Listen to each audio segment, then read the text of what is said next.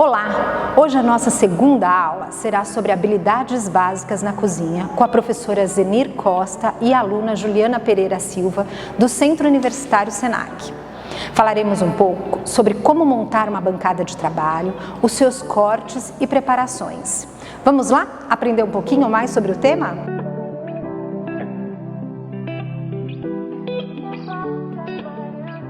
Como montar uma praça de trabalho?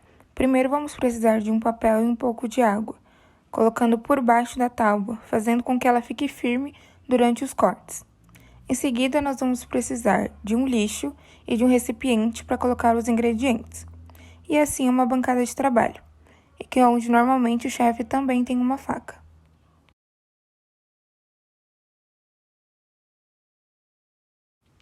Pré-preparo. Bom, para o nosso pré-preparo, a gente vai jogar fora todo o ingrediente sujo, vai descascar todos os nossos ingredientes sujos e vai jogar no lixo. E vamos reservar todo o ingrediente limpo para que ele possa ser utilizado depois. Os cortes. Bom, primeiro nós devemos identificar onde fica a raiz, onde fica a ponta. Com isso, depois nós vamos começar a fazer fatias da mesma largura, sempre encostando a faca na mão durante os cortes. As fatias devem ser feitas até embaixo, mas nunca até o fundo. E em seguida, deverá ser cortada ao meio e começar a fazendo cubos conforme os cortes. Os cortes finais deverão ser da mesma espessura e da mesma largura do que os cortes iniciais, fazendo com que fiquem cubos.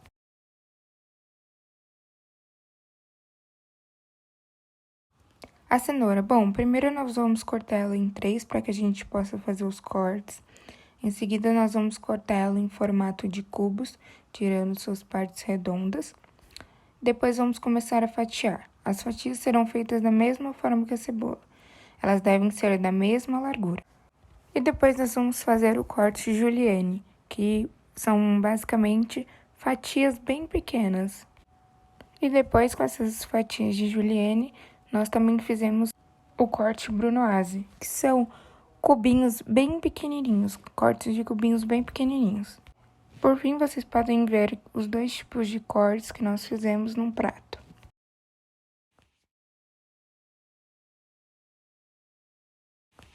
Vamos aos cortes do frango. Bom, primeiro nós vamos tirar o excesso de água, porque ele foi lavado, então a gente vai tirar com um papel um pouco o excesso. Depois nós vamos separar esse frango nas juntas. Quando eu corto a pele, eu já consigo ver a separação natural do frango, entre a coxa e a sobrecoxa. A coxa ela deve ficar nesse formato, um formato de coração, mostrando que a carne ela foi bem reaproveitada, toda a carne dessa peça. Do outro lado, a gente vai repetir a mesma coisa, fazer o corte entre as juntas, separar a coxa e a sobrecoxa, lembrando que a coxa sempre tem que estar nesse formato de coração, que é quando que a gente mostra que a gente está aproveitando toda a carne dessa peça. Para separar a asa é praticamente a mesma coisa, a gente vai segurar, começar a fazer os cortes, o corte vai até as juntas e fazemos esse corte. Depois a gente vai retirar essas gordurinhas que estão no frango e vai descartar. E depois a gente vai separar o peito do osso, é o único lugar que a gente vai cortar o osso, que são os ossos finos da costela. E nisso a gente já tem um peito de frango. Bom, a gente tem duas opções. Eu posso cortar o frango se eu quiser fazer um frango de molho, ou eu posso separar o filé, que é o que nós vamos fazer. Para separar o filé, a gente vai cortar o osso, vai cortar bem rente, raspando esse osso para manter o máximo de carne no filé e não no osso. E aí nós temos meio peito de frango. Essa partezinha ela é o sassami, que a gente pode cortar e separar ela. E nós temos um filé de frango. A gente vai tirar a parte que tem uma gordurinha dele ali. E nós temos um filé de frango e um sassami. Tirar ou não a pele do filé de frango, ela é opcional. Esse osso que ficou, a gente vai descartar ele, porque ele não vai ser utilizado. E o outro lado do peito de frango, a gente vai repetir o mesmo processo. A gente vai tirar o sassami, a gente vai escolher se você quer tirar ou não a pele. Depois disso, essa outra parte a gente vai limpar, vai lavar ela. Se a gente for cozinhar essa parte na panela, ela tem que ser cortada, porque ali tem uma glândula e ela tem que ser descartada. E aí eu posso cortar essa carcaça, normalmente são em 3 partes, para usar ela como um frango de molho. E esses são todos os cortes que nós fizemos no frango. Como fazer o roux? Bom, o roux basicamente ele é a mistura do amido com uma gordura, mas essas medidas elas devem ser iguais. No caso, nós usamos 100 gramas de manteiga e 100 gramas de farinha. Primeiro a gente já misturou na panela a farinha de trigo e a manteiga, para vocês poderem ver. Depois nós levamos para o fogão. Mas também já pode levar a manteiga para o fogão para ela já ir derretendo e depois colocar a farinha. E a gente vai mexer até ficar homogêneo. Em seguida, o roux branco já está pronto. Que o roux branco ele é basicamente um cozimento mais rápido, ele não vai adicionar tanto sabor para sua preparação.